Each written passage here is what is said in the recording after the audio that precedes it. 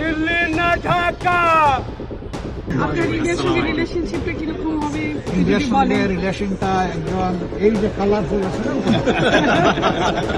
রাজপথে স্লোগান উঠে দিল্লি না ঢাকা, গোলামি না আজাদি।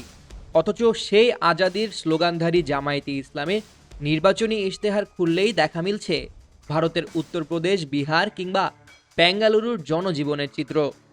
কদিন আগেও মুখে ভারতীয় আধিপত্যবাদের কবর রচনার হুঙ্কার দিলেও জামায়াতে ইসলামের নির্বাচনী ইশতেহার যেন ডিজিটাল ইন্ডিয়ারই এক খণ্ডচিত্র।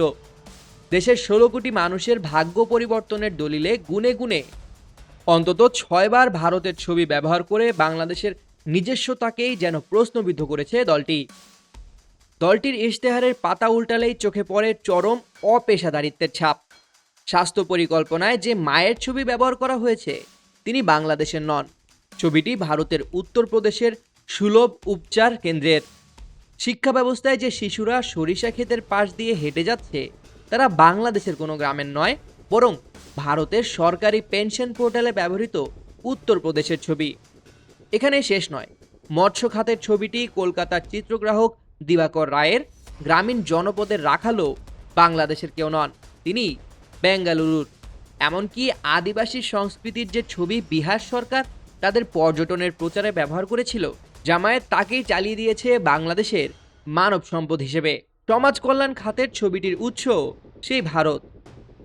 এ বিষয়ে সংশ্লিষ্টদের প্রশ্ন, ষড়ঋতুর এই বাংলাদেশে কি এমন কোনো ছবি ছিল না যা দিয়ে ইশতেহার সাজানো যেত?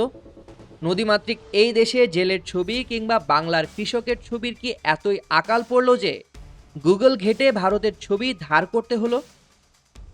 একটি দল যারা এবার সরকার গঠনের স্বপ্নে বিভোর, যাদের ক্ষমতায় আসার সম্ভাবনা আগের যে কোনো সময়ের চেয়ে প্রবল, তাদের এমন ছেলে মানুষই ভুল কেবল লজ্জাজনকই নয়, বরং অমার্জনীয় বলেই মনে করছেন রাজনৈতিক বিশ্লেষকরা।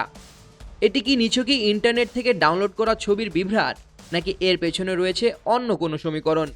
বিশেষ করে যখন দেশে ভারতীয় আধিপত্যবাদের বিরুদ্ধে জনমত তুঙ্গে, ঠিক সেই মুহূর্তে জামায়াতের নির্বাচনী প্রচারণায় ভারত নিয়ে রহস্যজনক নীরবতা এবং ইশতেহারে ভারতের সঙ্গে সুসম্পর্ক গড়ার প্রতিশ্রুতির পাশাপাশি এই ছবিগুলোর ব্যবহার, সব মিলিয়ে জনমনে সন্দেহ দানা বাঁধছে। রাজনৈতিক পর্যবেক্ষকদের মতে দেশের মানুষের জন্য তৈরি নীতি নির্ধারণী দলিলে দেশীয় প্রেক্ষাপটের অনুপস্থিতি দলটির পেশাদারিত্বকে প্রশ্নবিদ্ধ করেছে।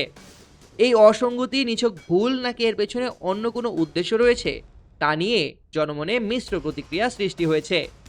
Desk report, 21 television.